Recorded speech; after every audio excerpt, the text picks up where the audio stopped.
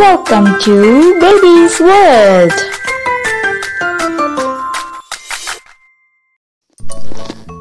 குண்டு குண்டு கத்திரிக்காய்.